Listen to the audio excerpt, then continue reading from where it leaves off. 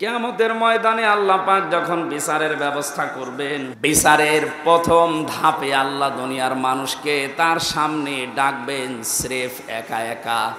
আমি আমার ঈমান থেকে কথা বলছি, যারা শুনছেন নিজের মনে করে শুনবেন যে প্রত্যেকের জন্য একই কথা। প্রতিটি মানুষ যখন আল্লাহর সামনে দাঁড়াবে স্রেফ কয়জন করে? আরো জোরে বলুন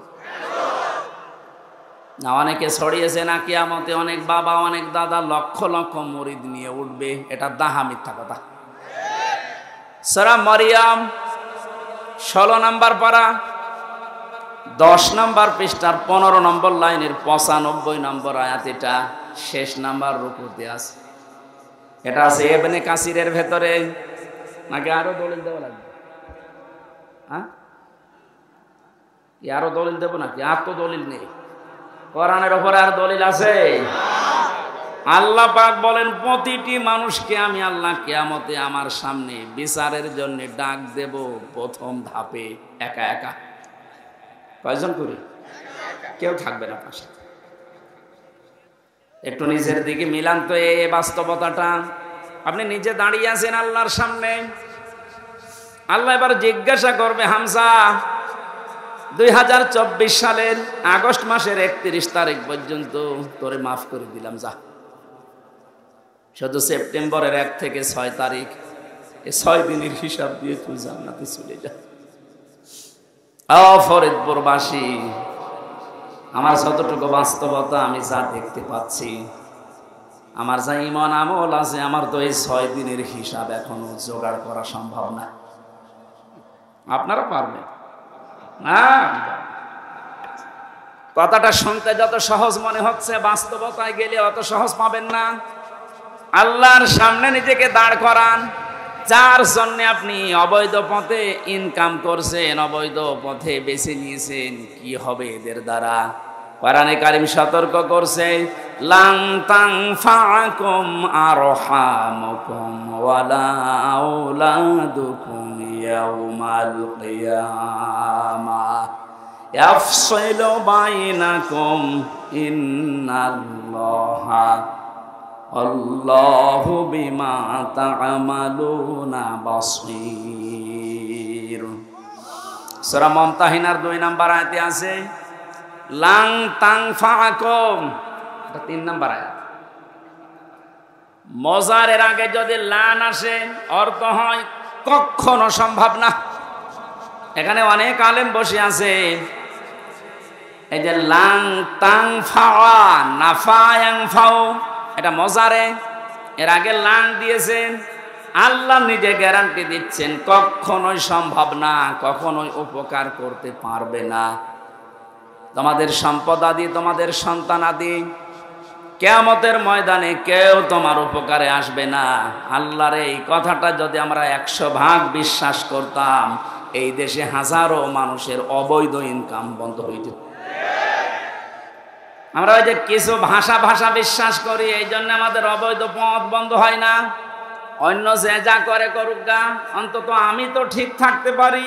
জীবন চলে গেলেও কার জন্য কি করব? আমার সন্তানের জন্য, স্ত্রীর জন্য, এরা সব কিছু আমার থেকেই পার্থক্য করে দেবে আল্লাহ। সেঙ্গায় ফৎকার দেওয়ার সঙ্গে সঙ্গে যত রকমের সম্পর্ক ছিল আপনার দুনিয়ায়, আল্লাহ বলেন ফালা আনসাবা বাইনাহুম। নসবের বহু বছর আনসাব, কোন সম্পর্ক আর বাকি থাকবে না, সব কাট করে দেবেন। যা নিজের স্ত্রীকে দেখার পরও বলবেন, কে তুমি? আমার তো দুনিয়ায় বিয়েই হয়নি, বউ পাবো কোথায়? দুনিয়ার মুসলমান ভাইরা, অন্য জাতির কথা আমি বাদ দিলাম। আমরা যেহেতু জান্নাত বিশ্বাস করি, কিয়ামতে জবাব দেওয়া লাগবে বিশ্বাস করি, আমরা ভুল করি কি করি? আমার বাড়ির নিচতলায় একটা পুলিশ ভাড়া ছিল, 5 তারিখের পরে যে কোথায় গেছে আল্লাহ জানে, আর সে জানে, আর আসে না। কি অবস্থা গেল! আল্লাহ রাব্বুল আলামিন দ্রুত এর সমাধান যেন আমাদেরকে এনে দেন, স্বাভাবিক অবস্থায় যেন আমরা ফিরতে পারি। কারণ ওনাদের খালি দোষই আমরা অনেকে দেখি, ভালো কাজও আছে। 24 ঘন্টা ডিউটি এই পৃথিবীতে আমার মনে হয় কোনো শ্রেণী বিভাগের লোক যদি করে সেটা পুলিশ। অন্যান্য কর্মজীবনে যারা আছে তাদের সর্বোচ্চ 8 ঘন্টা 10 ঘন্টা করে ডিউটি করা লাগে, আর ওনাদের কোনো 8-10 নেই, 24 ঘন্টায় ডিউটি। ঘুমিয়ে আছে যদি সাইলেন্ট বাজে দে ওই অবস্থায় জানে। আমার যতটুকু বাস্তবতায় আমি দেখেছি, ওনাদের সাথে আমি অনেক মিশেছি। শুধু ফরজ কাজগুলো যদি প্রশাসনের মানুষগুলো করতে পারে, ফরজ যেগুলো আছে, আমার মনে হয় যে দায়িত্ব পালন করে তারা, পুরাটাই তাদের এটা আল্লাহ ইবাদত হিসাবে লিখে।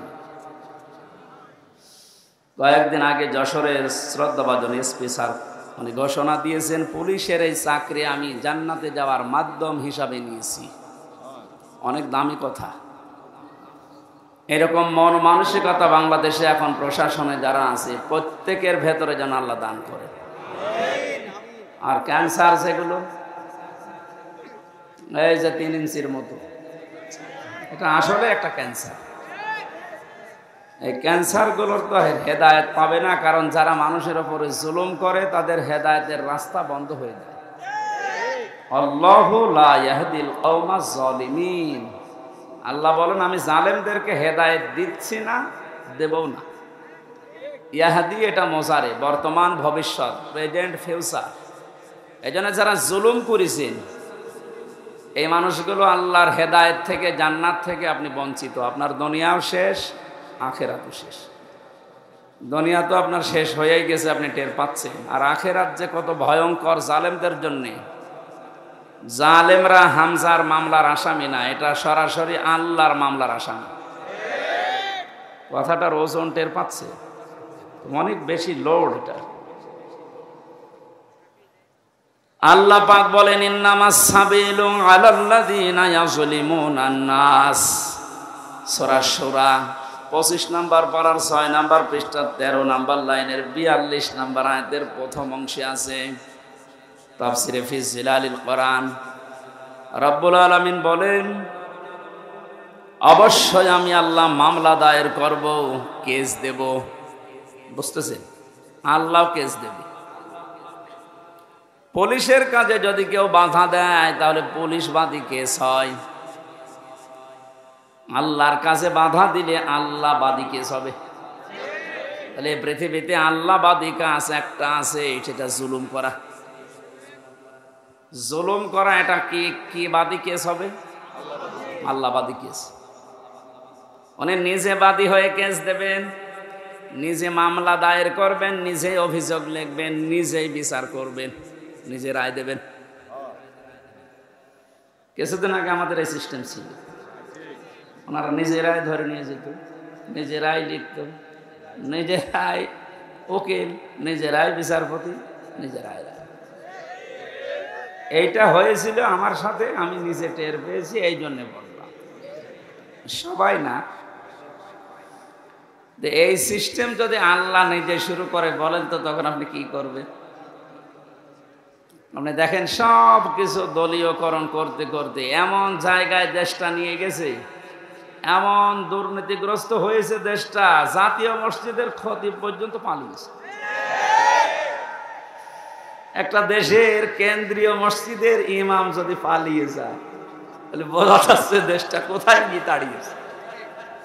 তাহলে আল্লাহ নিজে বিচারপতি, নিজে রায় দেবেন। বিচারপতি যদি খারাপ হয়, যদি চরিত্রহীন হয়, যদি বিবেকহীন হয়, তার রায় যে কত মানুষের জীবন নষ্ট করে দেয় এর বাস্তব মানে কালামানি। আল্লাহ এমন ধরা ধরেছে বিসি পর্যন্ত নেই। আমার মনে হয় পৃথিবীর ইতিহাস তৈরি করে দিয়ে গেল এই লোকটা। ক্ষমতা যখন পেয়েছিল এবং দালালি যখন করতো, মনে হতো যে কি না কি হয়ে গেছে। আর এক একটা কথা সবগুলো ইসলামের বিরুদ্ধে, আলেম ওলামাদের বিরুদ্ধে। আল্লাহ এমন ধরা ধরেছিলেন, পৃথিবীর ইতিহাসে আমি এত অপমান কাউকে হতে দেখিনি। কলার পাতা শুয়েও পার পায়নি। শেষে বেশিটা গেল উড়ি, এখন আপনি টের পান। অবস্থা ভালো না। আজকে দেখলাম মনে হয় আজরাইল দেখা করিস, মনে হয় বিদায় নেবে। এটা তো গেল দুনিয়ার শাস্তি। আল্লাহ বলেন জালেমদের বিরুদ্ধে যেহেতু আমি নিজে মামলা দায়ের করবো, ওটা হচ্ছে কি করবো, আমি কি রায় দেব কেউ জানে না।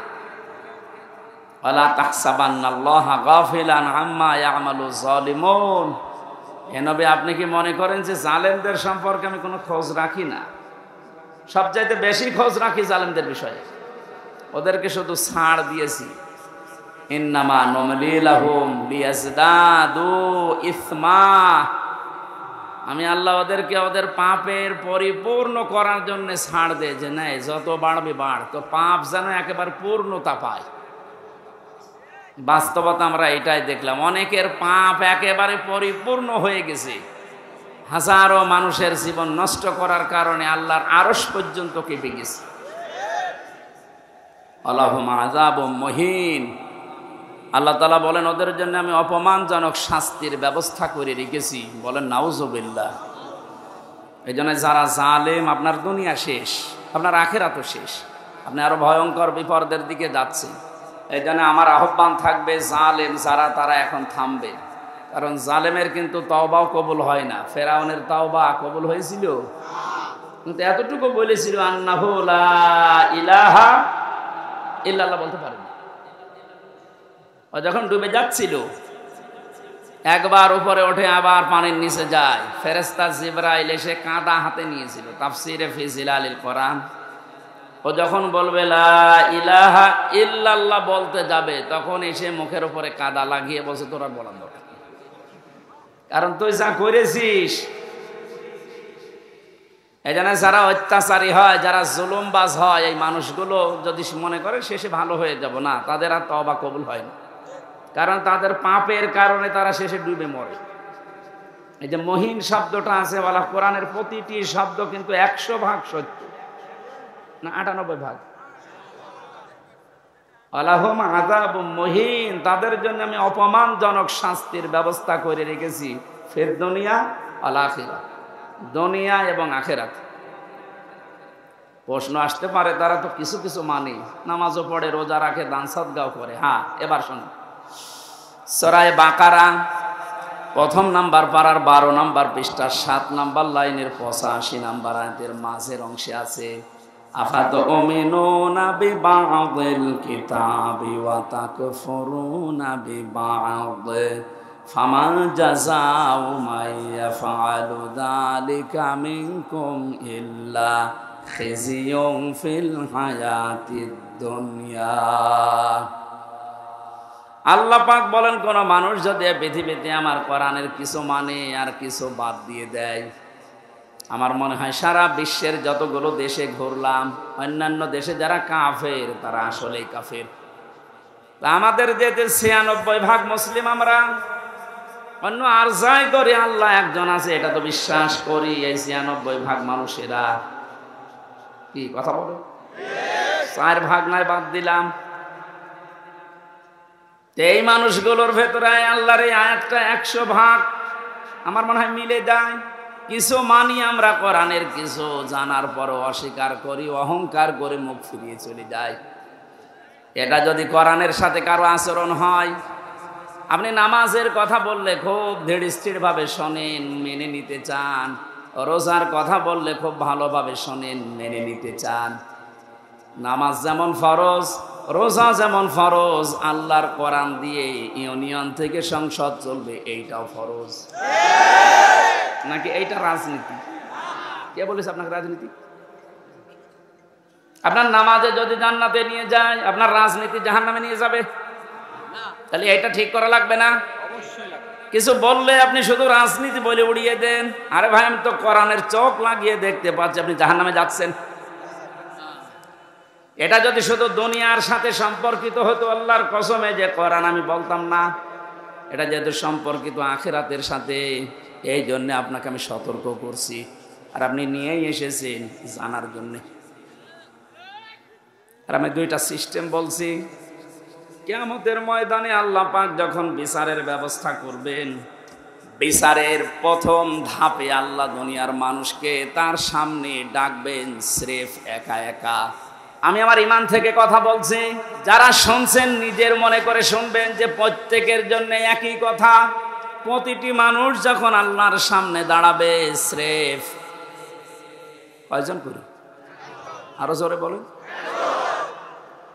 না। অনেকে ছড়িয়েছে না কিয়ামতে অনেক বাবা অনেক দাদা লক্ষ লক্ষ মুরিদ নিয়ে উঠবে, এটা দাহা মিথ্যা কথা।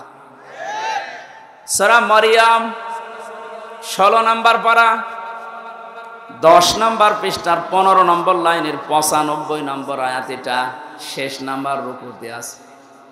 এটা আছে ইবনে কাসিরের ভেতরে, নাকি আরো দলিল দেওয়া লাগবে? হ্যাঁ, আরো দলিল দেবো নাকি? আর তো দলিল নেই, কোরআনের উপরে আর দলিল আছে? আল্লাহ পাক বলেন প্রতিটি মানুষকে আমি আল্লাহ কিয়ামতে আমার সামনে বিচারের জন্য ডাক দেব প্রথম ধাপে একা একা। কয়জন করে? কেউ থাকবে না পাশে। একটু নিজের দিকে মিলান তো এই বাস্তবতাটা। আপনি নিজে দাঁড়িয়ে আছেন আল্লাহর সামনে, আল্লাহ এবার জিজ্ঞাসা করবে, হামজা 2024 সালের আগস্ট মাসের 31 তারিখ পর্যন্ত তোরে মাফ করে দিলাম, যা। শুধু সেপ্টেম্বরের 1 থেকে 6 তারিখ, এই 6 দিনের হিসাব দিয়ে তুই জান্নাতে চলে যা। ফরিদপুরবাসী, আমার যতটুকু বাস্তবতা আমি যা দেখতে পাচ্ছি, আমার যা ঈমান আমল আছে, আমার তো এই 6 দিনের হিসাব এখনো জোগাড় করা সম্ভব না। আপনারা পারবেন না? কথাটা শুনতে যত সহজ মনে হচ্ছে, বাস্তবতায় গেলে অত সহজ পাবেন না।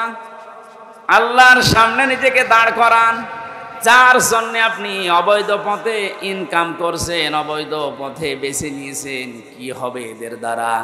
কোরআনে কারীম সতর্ক করছে, লান তানফাকুম আরহামুকুম ওয়ালা আওলাদুকুম ইয়াউমাল কিয়ামাহ ইয়াফসিলু বাইনাকুম ইন্নাল্লাহা আল্লাহু বিমা তা'মালুনা বাসীর। সূরা মুমতাহিনার 2 নম্বর আয়াতে আছে লান তানফাকুম, এটা 3 নম্বর আয়াত। মজারের আগে যদি লান আসে অর্থ হয় কখনো সম্ভব না। এখানে অনেক আলেম বসে আছে, এই যে লান তানফা নাফা ইয়ানফাউ, এটা মজারে, এর আগে লান দিয়েছেন। আল্লাহ নিজে গ্যারান্টি দিচ্ছেন কখনোই সম্ভব না, কখনোই উপকার করতে পারবে না। তোমাদের সম্পদ আদি, তোমাদের সন্তান আদি, কিয়ামতের ময়দানে কেউ তোমার উপকারে আসবে না। আল্লাহর এই কথাটা যদি আমরা 100 ভাগ বিশ্বাস করতাম, এই দেশে হাজারো মানুষের অবৈধ ইনকাম বন্ধ হয়ে যেত। আমরা ওই যে কিছু ভাষা বিশ্বাস করি, এই জন্য আমাদের অবৈধ পথ বন্ধ হয় না। অন্য যে যা করে করুক গা, অন্তত আমি তো ঠিক থাকতে পারি। জীবন চলে গেলেও কার জন্য কি করব? আমার সন্তানের জন্য, স্ত্রীর জন্য, এরা সব কিছু আমার থেকেই পার্থক্য করে দেবে আল্লাহ। সেঙ্গায় ফৎকার দেওয়ার সঙ্গে সঙ্গে যত রকমের সম্পর্ক ছিল আপনার দুনিয়ায়, আল্লাহ বলেন ফালা আনসাবা বাইনাহুম, নসবের বহু বছর আনসাব, কোন সম্পর্ক আর বাকি থাকবে না, সব কাট করে দেবেন। যা নিজের স্ত্রীকে দেখার পরও বলবেন, কে তুমি? আমার তো দুনিয়ায় বিয়েই হয়নি, বউ পাবো কোথায়? দুনিয়ার মুসলমান ভাইরা, অন্য জাতির কথা আমি বাদ দিলাম, আমরা যেহেতু জান্নাত বিশ্বাস করি, কিয়ামতে জবাব দেওয়া লাগবে বিশ্বাস করি, আমরা ভুল করি কি করি? আমাদের সাবধান থাকা লাগবে, আমি যেন জবাবটা ঠিক করতে পারি। এখনই যদি আপনার চোখ বন্ধ হয়ে যায়, বাড়ি পর্যন্ত যেতে পারবেন না। এখান থেকে হয়তো তাড়াতাড়ি বাড়িতে নিয়ে রাতটা পার করতেও দেবে না, ধোয়ানোর পরে জানাজা দিয়ে বলবে যান কবরে দিয়ে দিন। রাতের বেলা থাকলে ওরে আবার পাহারা দেওয়া লাগবে, জিন আসতে পারে। কোথায় আসি আমরা? আপনি একটু নিজের দিক সত্যি করে ভাবেন তো। দাঁড়িয়ে আছেন আপনি, সত্যি বলে বলেন, নিজে নিজে ভাবেন, আপনি সত্যি কি পারবেন এই 50, 60, 70 বছরের হিসাব দিতে? আমার তো 6 দিনেই ভয় লাগছে, আপনি 60 বছর পারবেন কি করে? 1 গ্লাস পানিরও হিসাব যদি আল্লাহ নেওয়া আরম্ভ করে, বিশ্বনবী বলেছেন কেউ জান্নাত পাবে না। আল্লাহ যদি দয়া করে বলে যা মাফ করে দিলাম, তাহলে আপনি মাফ পাবেন।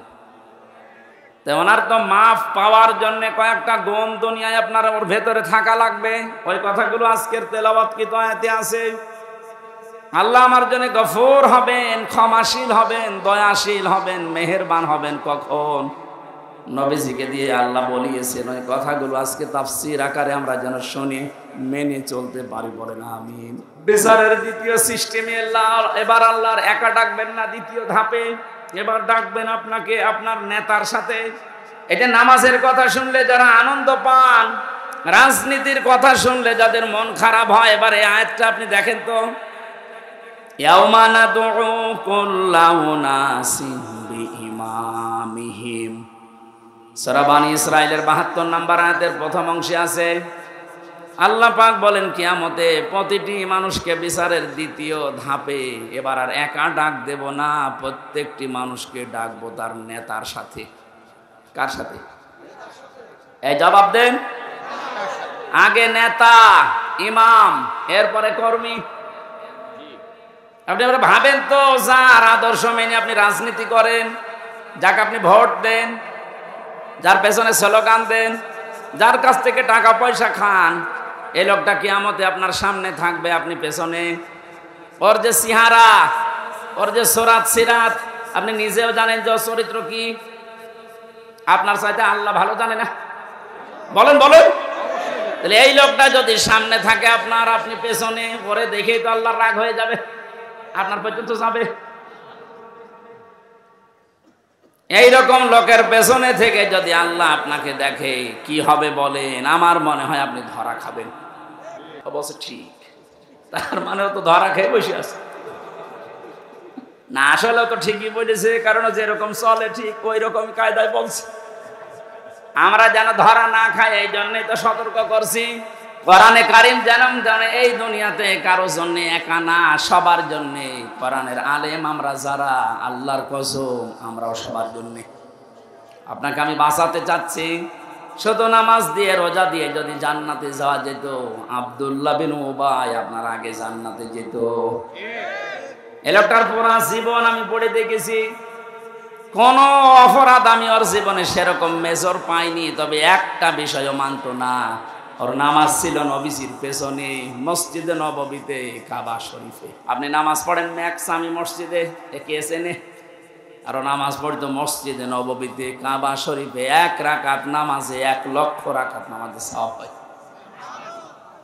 ও রোজা রেখেছে, রাসূলুল্লাহর সাথে ইফতারি করেছে, নবীর সাথে, তাহাজ্জুদের নামাজ পড়তো। ওর যত কিছু আমি পেয়েছি একটা একটা করে মিলিয়ে দেখলাম, সবই ঠিক আছে। শুধু রাজনৈতিক জীবনে ওর আদর্শ ছিল আবু জেহেল। এরকম মানুষ দুনিয়ায় নেই। এই কথা বলা লাগবে। আমি নাম ধরেই বলছি, এই যে সালমান এফ রহমান, এই দরবেশ, ওর নামাজ ছিল, রোজা ছিল। কাবা শরীফের পাশে আমি যখনই গেছি দেখছি ও পাশে ওই যে বিল্ডিং দারুত তাওহীদ, ওখানে থাকতো। যেখানে 15 থেকে 20 লক্ষ টাকা লাগে থাকতে, আমরা থাকতাম তো প্রায় 2 কিলোমিটার দূরে, কারণ আমার 3.5 লাখ। আর 15 থেকে 20 লাখ টাকা এই জন্য কাবার পাশে থাকে, যেন কাবা দেখা যায়। টাকা যদি ভ্যান চালিয়ে উপায় করা লাগতো, তাহলে আমার মনে হয় 5 কিলো দূরে থাকতো। টাকা তো সব জনগণের, 36,000 কোটি টাকা। আপনি জীবনে গণনা করে শেষ করতে পারবেন না। অথচ পদ্মা সেতুর মতো এত বড় বিশাল প্রকল্প মাত্র 32,000 কোটি টাকায় কমপ্লিট হয়ে গেছে। আর ওর একাই কত? আমার মনে হয় আর একটা পদ্মা সেতু বানিয়ে টাকা আরো 4,000 কোটি রেখে যেত। এই লোকটার সাথে আব্দুল্লাহ বিন উবাইর আমার মনে হচ্ছে মিল আছে। ওর নামাজ, রোজা, কাবা শরীফ দেখা, ইফতারি করা সব ঠিক আছে। রাজনৈতিক জীবনে ও লোকটা এমন মানুষকে মানে যার চরিত্র আসলে ভালো না। কি ওর নিজের চরিত্র যে ভালো না, তার প্রমাণ দেখেছেন, দাড়ি কেটে নম হয়ে গেছে।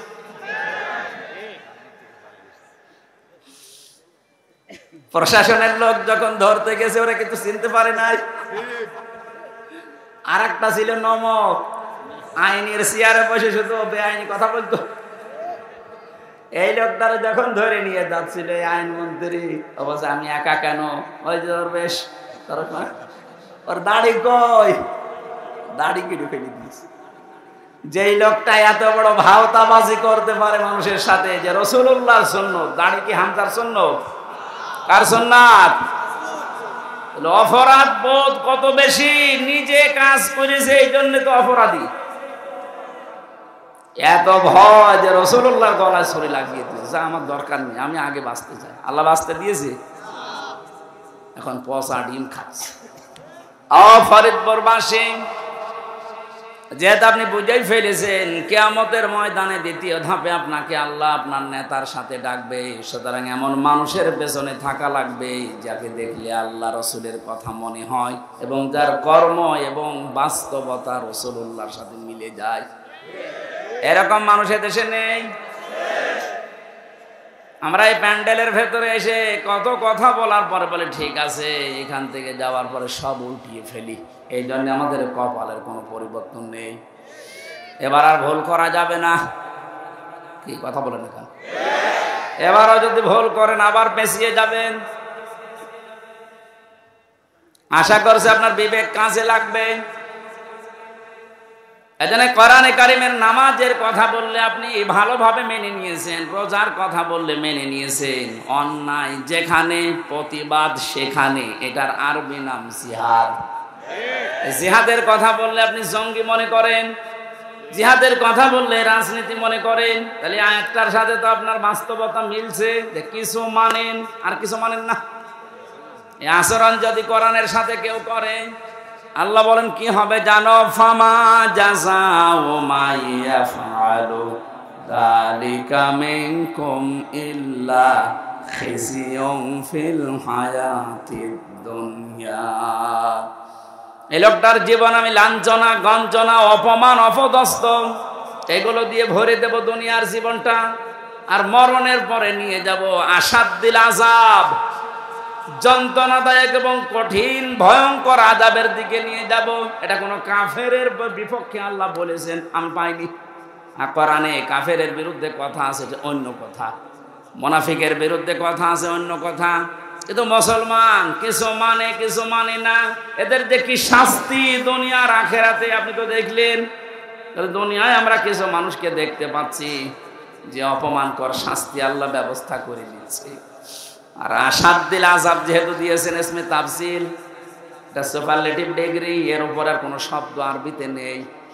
আল্লাহ বলেন এমন যন্ত্রণাদায়ক ভয়ঙ্কর কঠিন আযাবের দিকে মরণের পরে নিয়ে যাব, ওটা আমি আল্লাহ ছাড়া আর কেউ জানে না। এজন্য জালেম যারা, আপনাদের দুনিয়া শেষ হয়ে গেছে, আখিরাত তো আপনি শেষ করে ফেলেছেন। আপনাদের জন্য বড় আফসোস লাগে আমাদের। আমরাও যদি কোনো জুলুম করি আমরা নিজেরা আজকে থেকে থেমে যাব, কারণ জালেম, মাজলুম এই দুইটা শব্দ ভয়ঙ্কর। ইত্তাকি দাওয়াতাল মাজলুম ফাইন্নাহা লাইসা বাইনাহু ওয়া বাইনাল্লাহি হিজাব। নবীজি বারবার জানিয়েছেন উম্মতেরা, যাই করো মজলুমের বরদুয়া থেকে নিজেকে বাঁচিয়ে রাখবা, কারণ মজলুমের বরদুয়া আর আল্লাহর ভেতরে কোনো হিজাব, পর্দা থাকে না, সরাসরি কবুল হয়ে যায়। আজকে কোরআনে কারিমের এই ময়দানে যারা এসেছে কিছু কথা শোনার জন্য, প্রথমে দোয়া করে নিচ্ছি, আল্লাহ আমার জীবনে যেন কোনো জুলুম না থাকে, আমার দ্বারা কেউ যেন মাজলুম না হয়ে যায়, তুমি আমাকে রক্ষা করবা, বলেন আমিন। যিনি আমাদেরকে এই মাহফিলে নিয়ে এসেছেন আমরা তার শুকরিয়া আদায় করছি, আলহামদুলিল্লাহ। দরুদ আর সালাম পড়ছে আমাদের নবী মুহাম্মদ রাসূলুল্লাহ সাল্লাল্লাহু আলাইহি ওয়াসাল্লাম। আমাদের আজকের আলোচনার বিষয় হচ্ছে আল্লাহ নিজে আদেশ দিচ্ছেন, হে রাসূল, 6টা গুণ যারা অর্জন করবে দুনিয়ায় আপনি তাদের জন্য আমার কাছে ইস্তেগফার করেন, ক্ষমা চান। ক্ষমা করার মালিক একচ্ছত্র কে বলেন তো? দুনিয়ার কোন পীরের আছে? নবীজির আছে? না। ক্ষমা করতে পারে শুধুমাত্র আল্লাহ নিজে। ফাসাব্বিহ বিহামদি রাব্বিকা ওয়াস্তাগফির। আপনি ইস্তেগফার করেন আল্লাহর কাছে, তার তাসবিহ তাহলিল আদায়ের মাধ্যমে আপনি ইস্তেগফার করেন, ইন্নাহু কানা তাওয়াবা, কারণ তিনি তাওবা কবুলকারী, ইস্তেগফার কবুলকারী। আমার ভালোভাবে শিক্ষা নেওয়ার বিষয় এখানে এইটা, যেহেতু তাওবা কবুল করবেন একজন, তিনি আল্লাহ, তিনি নিজে শিখিয়ে দিচ্ছেন, নবীজি এই 6টা গুণ যাদের ভেতরে আছে আপনি তাদের জন্য আমার কাছে ক্ষমা চান। তাহলে এটা ক্ষমা করার, এই আয়াত থেকে বোঝা যাচ্ছে আল্লাহ এই 6টা গুণ বিশিষ্ট মানুষদেরকে ক্ষমা করবেন বলে জানিয়েছেন। আমাদের এখন বুদ্ধিমানের কাজ হবে এই 6টা গুণ দুনিয়া থেকে অর্জন করে তারপরে বিদায় নেওয়া। বরাবর না কেন? আসুন আমরা দেখি আমাদের ভেতরে এগুলো আছে কিনা। সূরা মুমতাহিনা 12 নাম্বার একটা মাত্র আয়াত পড়েছি। মুমতাহিনা শব্দের শাব্দিক অর্থ হচ্ছে পরীক্ষিতা নারী। কি নারী? যারা পরীক্ষা দিয়ে উত্তীর্ণ হয়ে গেছে। এ পৃথিবীতে বহু নারীর জীবনী আমি পড়েছি, সর্বোত্তম জীবনী আমার কাছে 6 জনের মনে হয়েছে। এই মানুষগুলো পরীক্ষা দিয়ে উত্তীর্ণ হয়ে তারা জান্নাত অলরেডি আল্লাহ পেয়ে গেছে। তার ভেতরে 1 নম্বরে হযরতে আসিয়া। হযরতে আসিয়া আলাইহিস সালাম এত বেশি পরীক্ষা দিয়েছিলেন তার ঈমানের উপরে টিকে থাকতে গিয়ে, পৃথিবীর মানুষরা যদি হিসাব করে হিসাব মিলানো সম্ভব না। শুধুমাত্র ঈমানের উপরে টিকে থাকতে গিয়ে হাতের ভেতরে তিনি পেরেক লাগিয়ে দিয়েছে তার নিজের স্বামী, পায়ের ভেতরে পেরেক লাগিয়েছে, মাথার উপরে গরম তেল ঢেলে দিচ্ছে, কপালের ভেতরে শলাকা লাগিয়েছে। এ কঠিন অবস্থায় হযরতে আসিয়া দেখলেন আল্লাহ পাক জান্নাত জিবরাইলকে দিয়ে পাঠিয়ে দিয়েছে। তিনি জান্নাত দেখলেন, ডাক দিয়ে বললেন, ইদি ক্বালাত রাব্বি বনিলি ইনদাকা বাইতান ফিল জান্নাতি ওয়া নাজ্জিনি মিন ফিরআউনা ওয়া আমালিহি ওয়া নাজ্জিনি মিনাল কওমিজ যালিমিন। হযরতে আসিয়া ডাক দিয়েছেন, রব্বুল আলামিন তুমি আমার জন্য জান্নাতের ভেতরে একটা ঘর বানিয়েছো, এভাবে না তৈরি করে তুমি যেখানে আছো ওই জায়গায় একটা ঘর আমার জন্য বানিয়ে দাও, যেন সব সময় তোমারে আমি দেখতে পারি। হযরত আসিয়া 2 নম্বর কথা বলেছিলেন, ওয়ানাজ্জিনি মিন ফিরআউনা ওয়া আমালিহি ওয়ানাজ্জিনি মিনাল কওমিজ যালিমিন। সম্মানিতা মা বোনেরা, অনেক বেশি ভালোবাসি আপনাদেরকে, আমি চাই না আপনারা জাহান্নামী হয়ে যান। তাকান পরীক্ষিতা নারী কাদেরকে বলে, কি পরীক্ষা তিনি দিয়েছিলেন।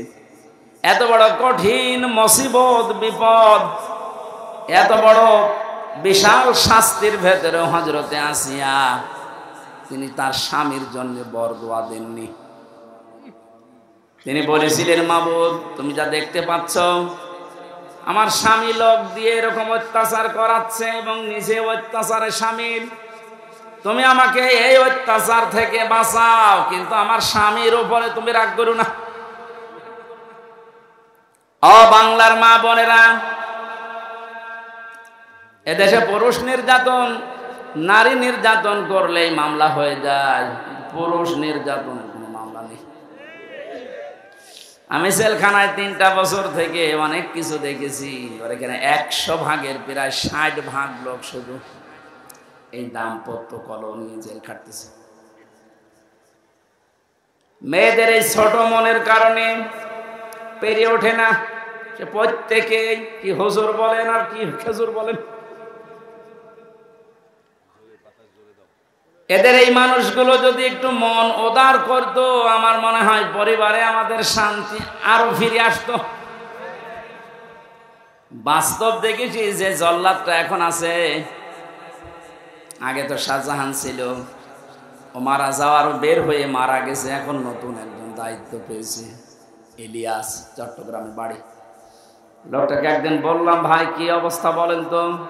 আমার বলছে হুজুর আমার এখন 35 বছর বয়সে আমি জেলখানায় এসেছি, এর 17 বছর ছিলাম আমি সৌদি আরবে, আর আমার এখন ফাঁসির আসামি আমি। আমার যদি এখন যাবজ্জীবন হয়ে জেল খাটা লাগে কমপক্ষে 22 বছর জেলে থাকা লাগবে। 35 থেকে 17 এরপরে 22, হিসাব করে দেখেন 74 বছর হবে। কত? 74 বছর বয়সে লোকটা জেলখানা থেকে বের হবে। খুব বড় অপরাধ করে গেছে না, পুরা জীবনে আমি শুনেছি যে কি কি করতেন। সৌদি থেকে 17 বছর পরে বের হলাম, দেশে আসার পরে বিয়ে করলাম। বিয়ে করার পরে আমার বোর সাথে আমার মায়ের মিল নেই, সব জিনিস আমি চাহিদা মতো পূরণ করেছি, কিন্তু মাকে আর ছোট বোনকে কিছু দিলেই ওর মন খারাপ হয়ে যায়। দিন রাত নেই, সব সময় শুধু মনোমালিন্য, ঝগড়া। শেষ পর্যন্ত আর পারলাম না যে আমার সম্পদ আমার মাকে দেই, আমার বোনকে দেই, ওর সমস্যা কি। সংশোধন করার জন্য একটা থাপ্পড় দিয়েছিলাম, ও ছাতা গেছে মুড়ি, একটু জোরে, এই লাগবে বস। মারা যাওয়ার পরে তো বউ মারা কেস, প্রথমে ফাঁসি হয়ে গেল, এরপরে যাবজ্জীবন। এখন 22 বছর থাকা লাগবে আমার, 11 বছর চলছে। আমার তো বের হতে হতে আমার বয়স হয়ে যাবে 74 বছর। কি করব আমি? আমারে বলছিল আপনি তো ওয়াজ করেন, বাইরে যে অন্তত একটু বলেন যে আমার মতো বিপদে যেন কেউ না পড়ে, কারণ আমি খুব বড় অপরাধ করিনি, আমি তো ঠিক রাস্তায় ছিলাম, মাঝখান থেকে একটু মিস্টেক হয়ে আমার জীবনটাই নষ্ট হয়ে গেল। ইলিয়াসের বউ এখনো পর্যন্ত আছে বাইরে। ইলিয়াসের যখন শুনেছে যে ওর যাবজ্জীবন জেল হয়ে গেছে, প্রথমে ফাঁসির কথা শুনে মেয়েটাকে কি, সে তো মারা গেছে, তার যে শাশুড়ি ছিল, এই শাশুড়ি এবং শ্বশুর পরবর্তীতে ওর মা বাবার উপরে এই মেয়েটার জন্য বহু অত্যাচার চালিয়েছিল। ভেতরে যেহেতু যোগাযোগ বিচ্ছিন্ন ছিল, কষ্টের কথাগুলো যখন এসে এসে আমার কাছে বলতো, আমি নিজেই কেঁদে ফেলতাম যে এই লোকটা তো সেরকম মেজর অপরাধ না, আর তো মারার জন্য মারে নাই, শুধু সংশোধনের জন্য একটা থাপ্পড় দিয়েছিল, ছাতা মরে গেছে। স্ত্রীর যদি মনটা উদার হতো, মন যদি বড় হতো, নবীজির হাদিস যদি এই মেয়েটা মানত, বিশ্ব নবী জানিয়েছেন পৃথিবীর মেয়েরা তোমরা যদি মনে করো যে আমার স্বামীর হায়াত বেড়ে যাক, আরো বেশি দিন বেঁচে থাক, আমার স্বামীর সম্পদ সম্মান আরো বেড়ে যাক, তাহলে স্বামীকে মাঝে মাঝে বলবা তার রক্তের সম্পর্ক যেগুলো, এগুলো যেন অটুট রাখে, ঠিক রাখে। পৃথিবীর মানুষের সবচেয়ে বেশি রক্তের সম্পর্ক তার মায়ের সাথে। এক কথা বলে রাখেন। এই জন্য পুত্রবধূ যারা বসে আছেন, আমার যতটুকু বাস্তবতার জ্ঞান আছে আমি দেখেছি, এই দেশে আমরা যারা জামাই আছি, এটা মনে হয় রেকর্ড হয়ে কালকে আমার ম্যাডাম শুনবে, শুনুক, কপালে যা আছে হবে। আমরা জামাইরা যেভাবে আমাদের শাশুড়িকে শ্বশুরকে যেইভাবে দেখি, যেই নজরে দেখি, আর যেভাবে আচরণ করি, বউগুলো যদি তার হাত আমার মা বাবার সাথে, আমাদের মা বাবার সাথে ওইটা করতো, এই দেশে কোনো ছেলে আলাদা হওয়া লাগতো না। একটু বেশি বলে ফেললাম নাকি? ঠিক মানে 100 ভাগ ঠিক। আপনি অনেকে মনে করেন আমি নামাজ পড়ি, রোজা রাখি, আমি কালো বোরকা পরে বাজারে যাই, আমি জান্নাত পাবো না। মানে কিসের জান্নাত? আপনি তো মানুষের অধিকার নষ্ট করেছেন, আপনি একটু উদার হতে পারেন না? কি করবেন আপনি সম্পদ বেশি নিয়ে? এই মেয়েটাকে খারাপ করার পেছনে ওই মেয়েটার মা আর ওর বড় বোন ওখান থেকে শুধু বুদ্ধি দেয়, ওই তাড়াতাড়ি আলাদা হয়ে যা, আরামে খেতে পারবি।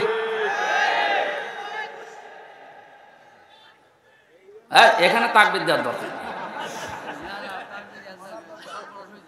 সব বনাশ হয়ে যাচ্ছে আর তাকবীর দিচ্ছে।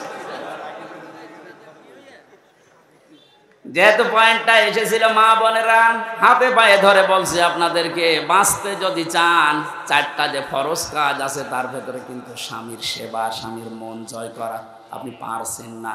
শয়তানের ধোকায় হোক। হ্যাঁ, শয়তান তো বসে নেই, আপনাদেরকে জাহান্নামে নিতে চায়। এই জন্য স্বামীর গুরুত্ব আপনার মন থেকে তুলে দিয়েছে। অথচ নবীজি জানিয়েছেন, আমি যদি এই পৃথিবীতে আল্লাহ বাদে কাউকে সেজদা করার অনুমতি দিতাম, মেয়েদের কানে কানে বলতাম স্বামীর পায়ে সেজদা করো। কত দামি জিনিস, আর তাকে ধরে ধরে আপনি অপমান করেন, মারেন। আমি তাফসীর থেকে একটা পয়েন্ট লিখেছি, ইহুদিদের মেয়েদের ভেতরে স্বভাবগুলো আছে। আল্লাহর নবী জানিয়েছেন এই পৃথিবীর ময়দানে দাজ্জাল তার মিশন চালু করার জন্য 7টি কাজ করে যাচ্ছে, কিয়ামত পর্যন্ত এটা করবে। মেয়েরা যারা এসেছেন আপনারা যেন সাবধান হয়ে যান, এই জন্য বলছি দাজ্জালের মিশন হচ্ছে 7টি। ওরা ইহুদিদের মেয়েদের যে গুণগুলো আছে এগুলো আমাদের ভেতরে প্রবেশ করাতে চায়। মহিলা প্যান্ডেলে যারা আছেন আপনি মেলাবেন, আমি তাফসীর থেকে তুলেছি। 1 নম্বরে আন্নানা। আন্নানা বলা হয় ওই সমস্ত মেয়েদেরকে যে মেয়েরা স্বামীকে বলে তুমি যা করবা সব আমার জন্য, আর বাকি সব ডিলেট। এরকম মেয়েদের মন দেশে নেই।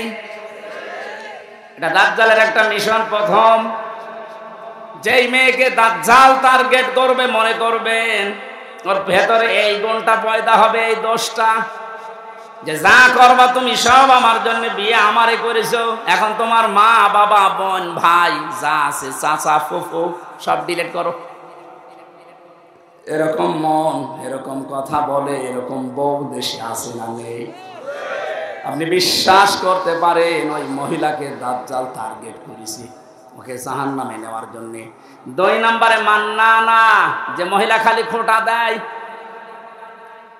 বাবার বাড়ির কথা তুলে মাঝে মাঝে স্বামীর মনে কষ্ট দেয়, খোঁটা দেয়, তুমি আমার চেনো, আমি চেয়ারম্যানের মেয়ে, আমার ভাই একটা মাস্তান। 3 নম্বরে হান্নানা, যে স্বামীর খেদমত করা দরকার এটা করে না, আর উল্টা খেদমত নেয়। যদি বলেন একটু আমি যে 8 ঘন্টা ডিউটি করে আসলাম, একটু পানি দাও, তুমি ডিউটি করেছ আমি কি বসেছিলাম, পানি নিজে ঢেলে খাবার আমার একটু ঢেলে দাও। 4 নম্বরে বেশি কান্নানা, অহংকারী, হয়তো সম্পদের, রূপের অথবা বংশের, সব সময় যারা অহংকার করে চলে শয়তানের টার্গেটে পরিণত হয়েছে। 5 নম্বরে বেশি হাদ্দাকা, স্বামীর পছন্দের যারা গুরুত্ব দেয় না। নবীজি জানিয়েছেন বাজার থেকে যদি স্বামী কিছু নিয়ে আসে, পছন্দ যদি নাও হয় সামনাসামনি কোনো কথা বলবা না। অথচ আপনি আপনার টার্গেট মতো সমর্থ মতো এত কষ্ট করে একটা শাড়ি নিয়ে আসবেন, জীবনও ওর মনই পাবেন না। এরকম বউ আছে কার হাত তোলেন তো? একজন।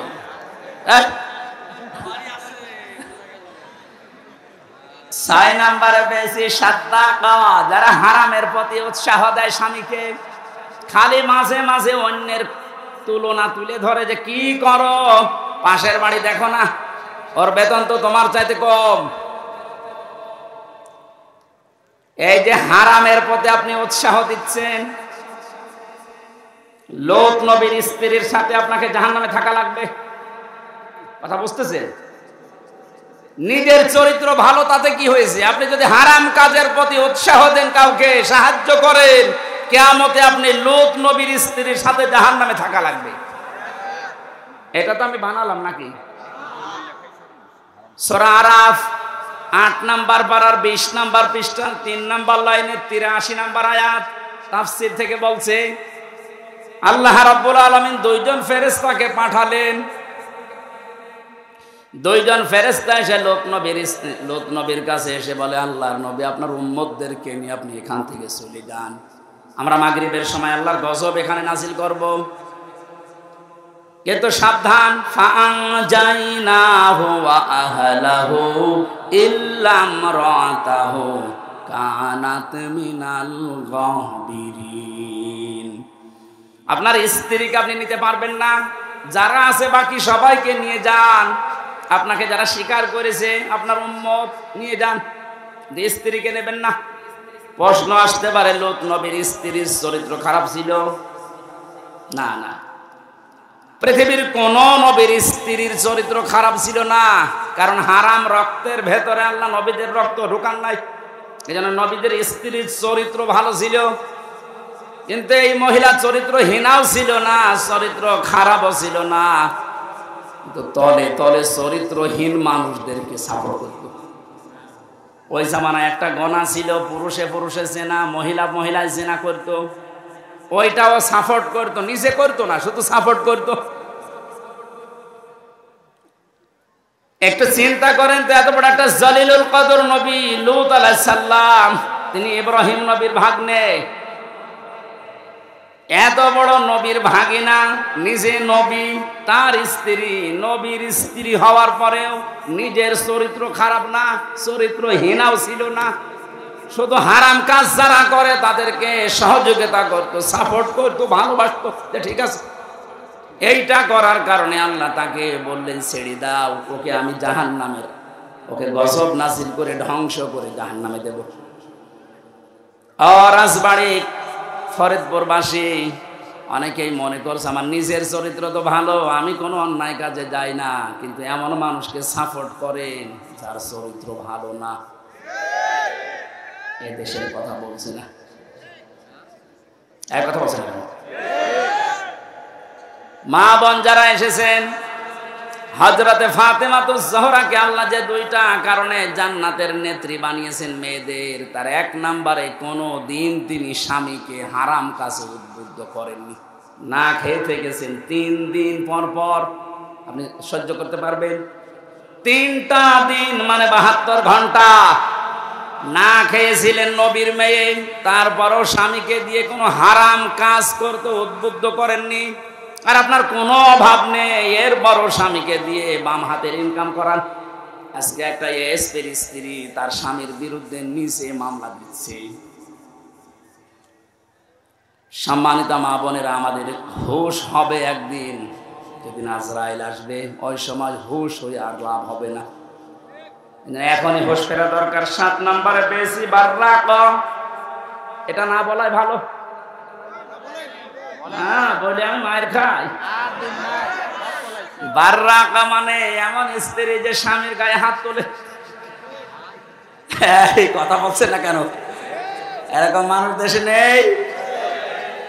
বহু পালোয়ান বাইরে বীর, ভেতরে যে ক্ষীর হয়ে যায়। এটা দাজ্জালের যে 7টা মিশন নারীদেরকে নিয়ে, এখানে যারা এসেছে এই মেয়েরা যেন এই মিশনে এই খপ্পরে না পড়ে, বলেন আমিন। এত বড় কঠিন মুহূর্তেও হযরতে আসিয়া তার স্বামীর জন্য বরদোয়া দেননি। হ্যাঁ, তিনি বলেছিলেন, আল্লাহ তুমি আমাকে বাঁচাও, নাজ্জিনি মিন ফিরআউনা ওয়া আমালিহি ওয়া নাজ্জিনি, একালিপ করে টান আছে। তুমি আমার স্বামীর অত্যাচার এবং যাদেরকে দিয়ে অত্যাচার করাচ্ছে জালেমদের কবল থেকে তুমি আমাকে বাঁচাও, কিন্তু আমার স্বামীর উপরে তুমি গজব দিও না। এত বড় কঠিন মুহূর্তেও যদি বরদোয়া না দিতে পারে, আপনার কি হয়েছে? একটা সাবান কম হলে আপনি ফোঁটা দেন, বরদোয়া দেন, উল্টা পাল্টা কথা বলেন। পরীক্ষিতা নারী হওয়ার জন্য 28টা গুণ মেয়েদের অর্জন করা লাগে। সূরা নিসার ভেতরে ধারাবাহিকভাবে আল্লাহ দিয়েছেন। ইবনে কাসির তাফসীরটা মেয়েদেরকে পড়াবেন। আমার আজকের আলোচনার বিষয় ওইটা না, শুধু নামকরণটা বললাম।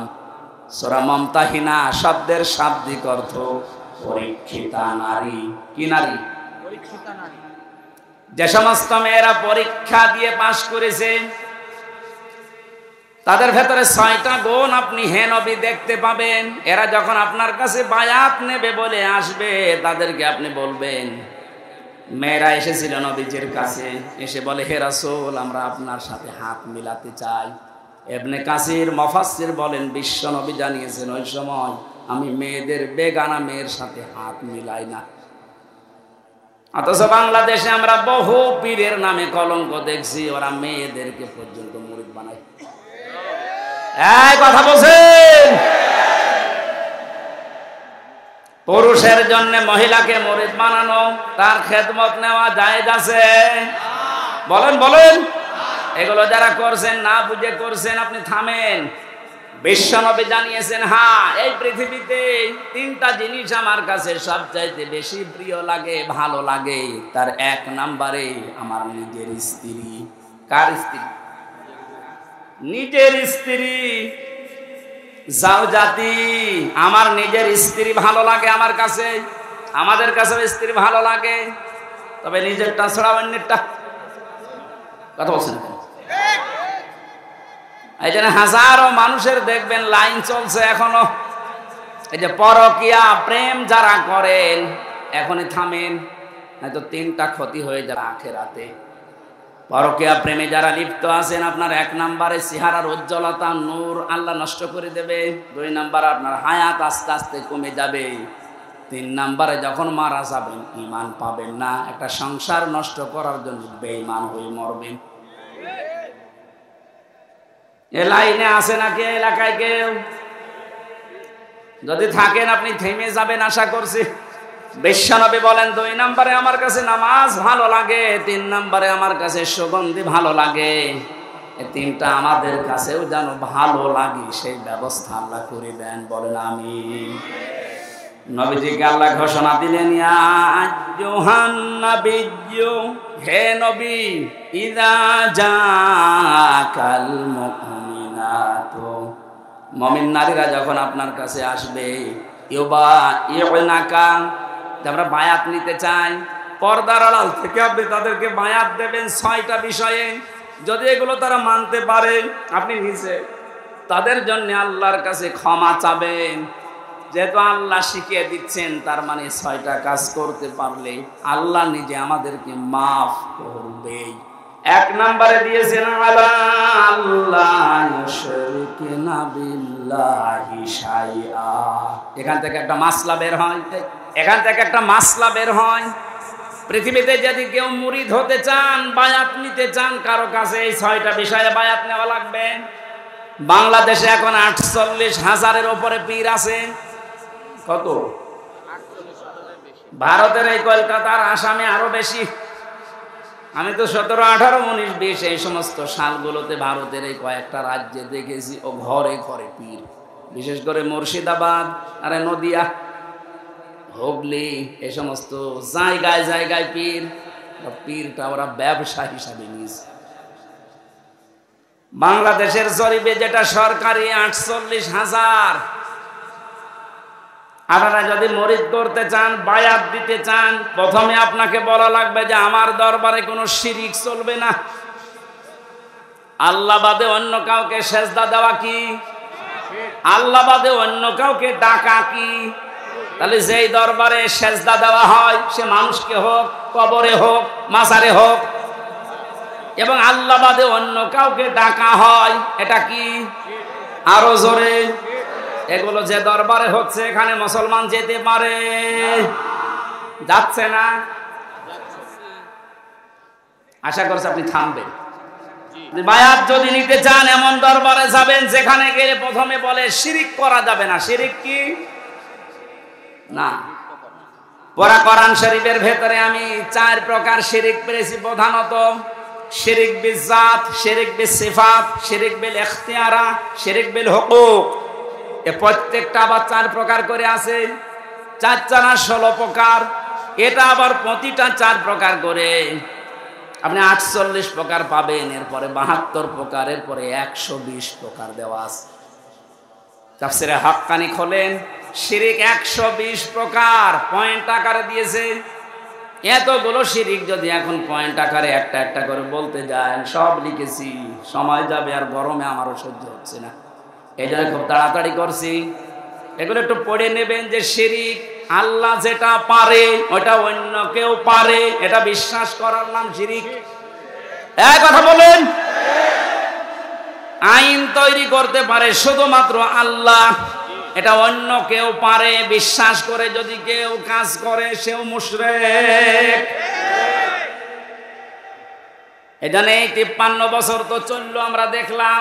বাবা চালিয়েছিল, স্বামী চালিয়েছিল, চাচাও চালিয়েছে 9 বছর, বউ চালিয়েছে অনেকদিন, ভাবিও চালিয়েছে, সবাই চালিয়েছে মানুষের তৈরি করা নিয়ম নীতি, আইন কানুন দিয়ে। এটার সাথে দ্বিমত আছে? বলেন বলেন। 53 বছরের কাঙ্ক্ষিত মানের শান্তি আপনি দেখলেন কেমন? এখন তো শুধুমাত্র দেখতে বাকি আছে এই কোরআন দিয়ে দেশ চললে কেমন দেখা যায়। নারায়ে তাকবীর, নারায়ে তাকবীর, আল কোরআনের আলো, আল হাদিসের আলো, ইসলামের সূচনা, ইসলামের সূচনা, আল কোরআনের আলো, নারায়ে তাকবীর। আরে ভাই আমরা তো দেখলাম যে 53 বছরে কি পারে কি পারে না, কেমন চলে। যেহেতু এটা বাকি আছে দেখতে, এটা তো দেখা যায় না। তো দেখি তো আল্লাহর কোরআনের 500 আইন দিয়ে ইউনিয়ন থেকে শুরু করে সংসদ ভবন পর্যন্ত যদি চলে তো কেমন দেখা যায়। আল্লাহ জানিয়েছেন ওটা আমি মিনি জান্নাত বানিয়ে দেব। এটা যেহেতু চর্মচোখে আমরা দেখে মরতে পারি, বলেন আমিন। খুব আশা আমার, খুব আকাঙ্ক্ষা লাগে আল্লাহ কোরআন দিয়ে দেশ চললে কেমন দেখা যায়। পৃথিবীতে আমরা দেখিনি, সৌদি আরবে দেখেছি কিন্তু 100 ভাগ না 70 ভাগ। তাই যে শান্তি পাওয়া যায় মাঝে মাঝে ওখানে, ওটা যদি 100 ভাগ হতো, 30 ভাগ বাকি আছে এখনো। আমাদের দেশটা যদি 100 ভাগ আল্লাহর আইন দিয়ে আমরা চালাতে পারি, আপনি দেখবেন পৃথিবী কেমন শান্তি, স্বস্তি, নিরাপত্তা ফিরে আসে। আজ মেয়েদেরকে অনেকে জুজুর ভয় দেখাচ্ছে, ইসলাম যদি চায় তোমাদেরকে ঘরবন্দি করে ফেলবে। এতদিন তো জালেমরা এটা বুঝাইতো, এখন অনেক মুনাফিকরা এটা বোঝানো আরম্ভ করেছে। সম্মানিতা মা বোনেরা, আমরা গ্যারান্টি দিতে পারি কোরআন যদি সত্যিই যায়, পৃথিবীতে নারীর যে মুক্তি বিশ্বনবী দেখিয়েছেন ওটা আপনি দেখতে পাবেন। এখনো দেখতে পাননি, মনে করছেন মনে হয় ইসলাম ওই রকমই, আগে প্রতিষ্ঠিত হতে দেন। সুতরাং এই জুজুর ভয় যারা দেখাচ্ছেন, আপনারা জালেম একদিকে আর একদিকে আপনারা মুনাফিক। তো শিরক যদি আমরা এখন শিরক বিল জাত, শিরক বিল সিফাত, শিরক বিল ইখতিয়ারা, শিরক বিল হুকুক এভাবে পয়েন্ট আকারে একটা একটা করে শুরু করি, আল্লাহ যেটা পারে ওইটা অন্য কেউ পারে বিশ্বাস করার নাম শিরক। আল্লাহ পারে আইন দিতে, অন্য কেউ পারে না। এই কাজে যারা ইনভলভ আছেন, এই কাজের সাথে যারা জড়িত আছেন, এই কাজে যারা সাহায্য সহযোগিতা করছেন, সাপোর্ট করেন, আপনি যে দল করতে পারেন আপনি মুশরিক। আপনার বায়াত হয়নি, কিসের বায়াত নিচ্ছেন আপনি? 2 নম্বরে আল্লাহ বলেন ওয়ালা ইয়াসরিকনা, হে নবী ওদেরকে বলেন যেন তারা জীবনে চুরি না করে। কি না করে? চুরি নেই দেশে। বেগম পাড়া এমনি তৈরি হয়, বাবার টাকা দিয়ে বেগম পাড়া বানাচ্ছেন, সব চুরি করা টাকা।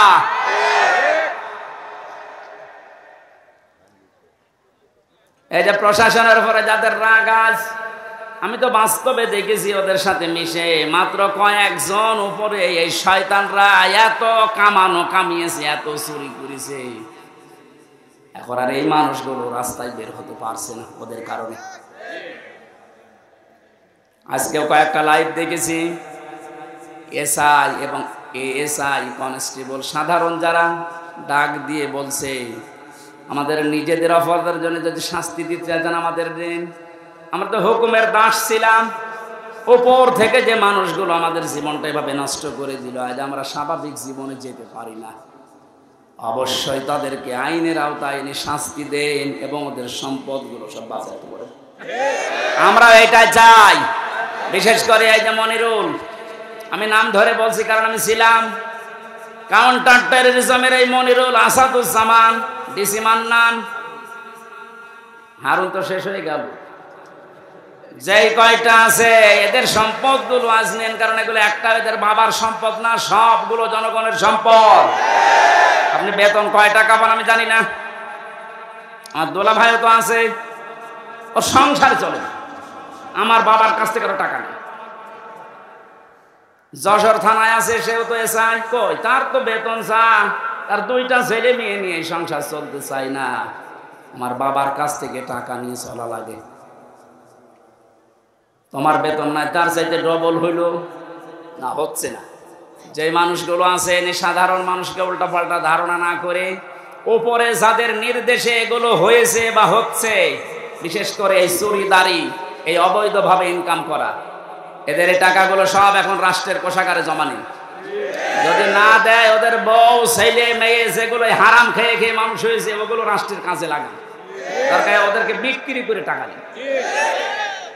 চুরির এইটা যদি আমরা শপথ নিতে পারতাম যে চুরি করব না, চুরি বন্ধ করব, এ দেশটা কিন্তু দাঁড়িয়েছে। তো এক দরবেশই যদি এত টাকা চুরি করে থাকে, বাকি যারা দরবেশের ভান ধরিস তাদের অবস্থা কি? ওরা ইয়াসিনা জেনা করা যাবে না। এ জেনা শুধু হাতের জেনা, মুখের জেনা, চোখের জেনা, অন্তরের জেনা, লজ্জা স্থানের জেনা। এই জেনাগুলো আজ বন্ধ করার জন্য যে যেখানে আসি ওই জায়গা থেকে দায়িত্ব নেওয়া লাগবে, বিশেষ করে মেয়েদের আগে।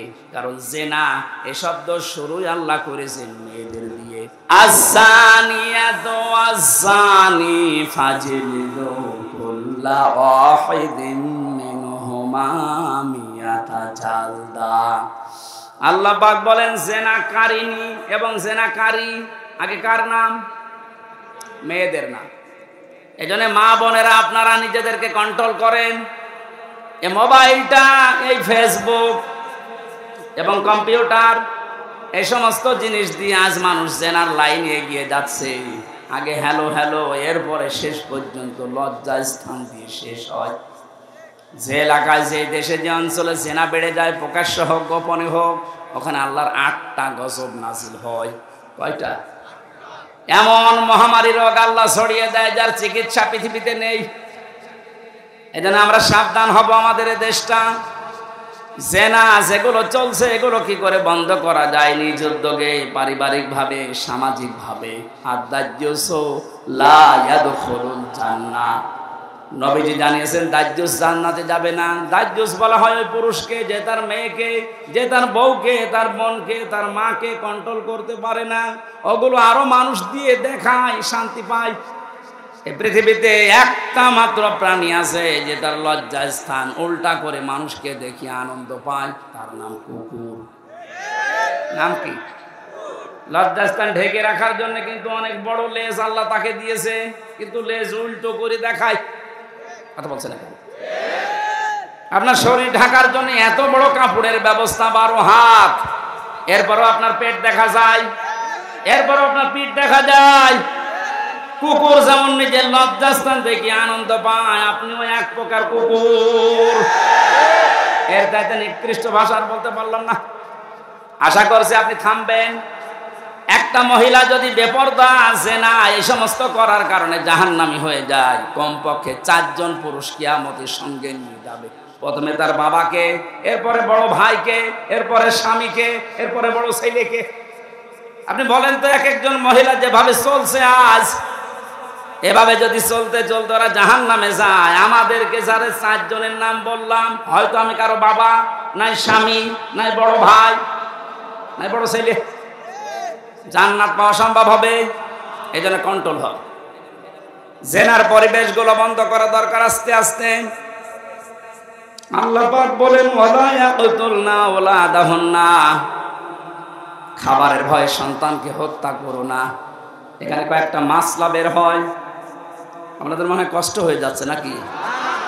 আমার তো কষ্ট হচ্ছে। আমার একটা ফ্যানের ব্যবস্থা যদি করতেন আগে থেকে, এই ঝামেলাটা হতো না। এখন ওইভাবে হয়, মানুষ একবারে একদিন দাঁড়িয়ে দাঁড়িয়ে বাতাস দিবে। ওর জীবন না, ওরা বাতাস দিয়াবেন, ফ্যান দিলে পত্র দিলে ভালো। ওয়ালা ইয়াতিনা বিবহতানিন ইয়াফতারিনাহু বাইনা আইদিহিন্না, জেনে বসে কোনো মানুষ যেন একজনের উপরে অপবাদ চাপিয়ে না দেন, এই সিদ্ধান্ত নিয়ে, এই বায়াত নিয়ে আমার কাছে আজকে থেকে যান। এই গোনাটা বাংলাদেশ সহ বিশ্বে এখন বহু জায়গায় আরম্ভ হয়েছে।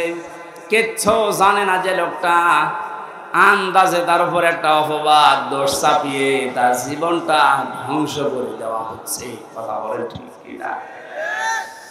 বহু ভুক্তভোগী মানুষকে আমি জেলখানায় পেয়েছি, একেবারে নিরপরাধ, কিচ্ছু জানে না ও বিষয়ে, আন্দাজে দোষটা চাপিয়ে তার সংসারও শেষ, তার জীবনটাও শেষ করে দিলেন। এখন আপনি মাপ পাবেন না। অপবাদ দেওয়া থেকে আমাদের বিরত থাকা লাগবে। খুব মারাত্মক অপরাধ এটা, অপবাদ। 6 নম্বরে আল্লাহ বলেন ওয়ালা ইয়াসিনাকা ফি মা'রুফিন ফাবাই'হুন্না। কোন ভালো কাজ যদি আপনি আরম্ভ করেন, সেই কাজের বিরোধিতা যেন আপনার সাথে না করে। এই জন্য আমরা কোনো ভালো কাজে আঞ্জাম দিলে দল মত দেখা যাবে না, ওই কাজে আঞ্জাম দেওয়া লাগবে। আজকে কোরআন প্রচার হচ্ছে বিনা দ্বিধায় নির্দ্বিধায়, কোনো পারমিশন লাগছে, কোনো ঝামেলা আছে? এই ভালো কাজে আমাদেরকে সাহায্য সহযোগিতা করা, যতটুকু পারা যায় এগিয়ে আসা লাগবে। এই 6টা কাজ যদি কারো ভেতরে পরিপূর্ণ এসে যায়, আল্লাহ পাক বলেন নবী ফাবাই'হুন্না, এই 6টা গুণ যারা অর্জন করে তাদের বায়াত আপনি গ্রহণ করেন। আর আমি আল্লাহর কাছে তাদের জন্য বলেন আস্তাগফির লাহুন্না, আল্লাহ তুমি এদেরকে মাফ করে দাও। ইন্নাল্লাহা গফুরুর রহিম, অবশ্যই আমি আল্লাহ ক্ষমাশীল দয়াবান। জোরে বলেন সুবহানাল্লাহ। এই 6টা গুণ আমি সহ যারা এসেছি আমাদের বাস্তব জীবনে আল্লাহ যেন মেনে চলার তৌফিক দেন। পারিবারিক জীবন নিয়ে যে কথাগুলো বলছিলাম, ওগুলো আমি বই আকারে জেলের ভেতরে লিখেছিলাম, যে পারিবারিক জীবনে দাম্পত্য কলহ এবং এর সমাধান করার জন্য যে 77টা বিষয় লাগে, যেগুলো এই ড্রাইভারের কাছে আছে, আপনার মেয়ের জন্যে, বউয়ের জন্যে, ফুফুর জন্যে, বোনের জন্যে, মায়ের জন্যে নিয়ে যাবেন, ওদেরকে পড়াবেন, পারিবারিক জীবনে শান্তি ফিরে আসবে ইনশাআল্লাহ। কারণ হাজারো মানুষ এই পারিবারিক জীবনে আজ জেল খাটতেছে। আল্লাহ আমাদেরকে এই 6টা গুণে গুণান্বিত হওয়ার তৌফিক দান করুন, আল্লাহুম্মা আমিন।